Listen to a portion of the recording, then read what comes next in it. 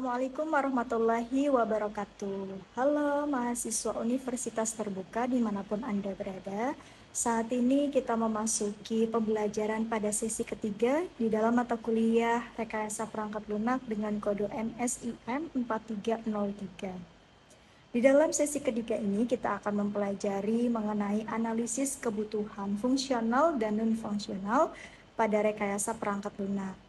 Di mana kemarin sudah kita pelajari bahwa di metode waterfall terdapat beberapa tahapan, yang diantaranya yaitu planning, kemudian ada analisis. Nah, di dalam analisis ini kita dapat menganalisis kebutuhan fungsional dan kebutuhan non-fungsional apa saja yang diperlukan di dalam membangun suatu RPL atau software, begitu.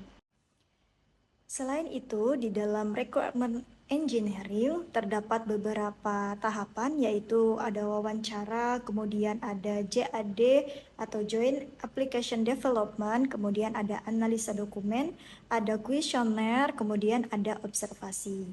So, berperan aktif dalam forum diskusi ya untuk menjawab pertanyaan. Seperti biasa, untuk materi atau panduan belajar Anda bisa dipelajari di buku materi pokok, kemudian ada materi pengayaan juga yang sudah saya upload, dan juga ada link pada website yang terdapat video atau materi yang dapat melengkapi panduan belajar Anda.